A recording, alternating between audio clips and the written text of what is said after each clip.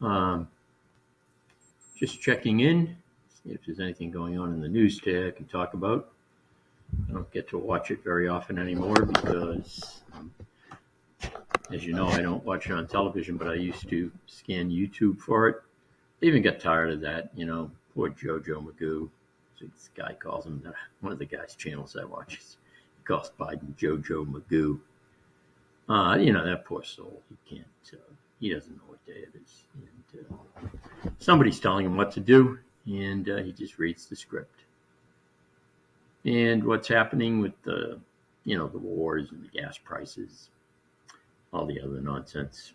To be honest with you, I don't care because it's all scripted. It'll go away. The gas prices will go back to normal, and I don't know what it takes to do it. I think it's just a test.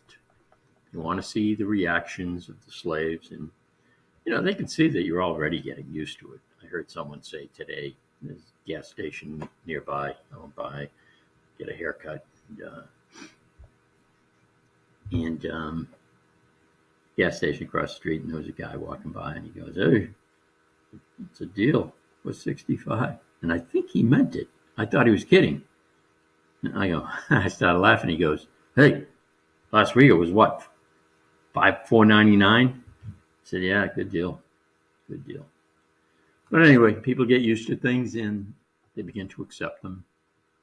It's a time honored thing where if you want to brainwash people or to punish people, you just do it in degrees, and then you make it really, really difficult for them.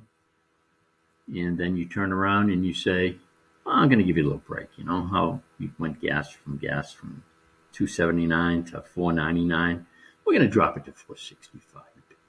Thank you, Master. Thank you, Master. Thank you. We are so grateful. We are so, so grateful to you. Let's see what we got here. Ah, boy, I don't know what's going on anymore.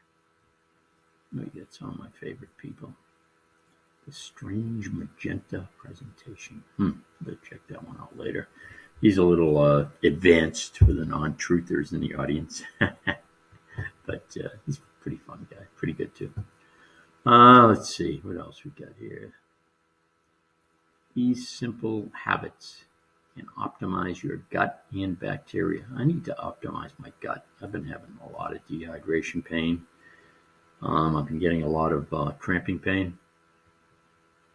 So I've had to adjust my diet. I still eat good foods, but not always. Not fruits any longer. I do eat some fruit, but not very much. And switched over to a more meat, eggs, cheese, because fruit, as good as it was for me, and it worked like a charm for me. I called myself the old fruitarian because it healed a lot of things that were going wrong in my body over the first 3 years I was on it. And then I started to notice that I was having a lack of energy. Prior to that, when I was on the fruit, I was having great energy. But I noticed my energy levels were going down, and I wasn't feeling as satiated either. I was always hungry. And so I decided I'm going to try something else because I'm the human test dummy, and human lab rat, if you will. And so I did. So I've been on this, mostly, I guess you'd call it a, zero carb. I do as few carbs as possible. I can have some vegetables if I want, but the more I read about vegetables, the less I want to eat vegetables because they have, I wish I could remember the name of it offhand, but I can't. But they have something, it's something in the vegetable that the plant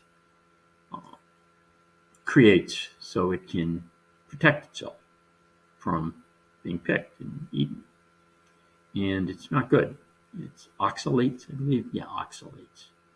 And oxalates can cause lots of problems for humans. So, you're not going to, just because you're eating vegetables, a couple of times, once a day or whatever, or, with your normal meals, it's not going to probably not going to affect you, but if you're a vegetarian or a plant-based diet, it could definitely affect you big time.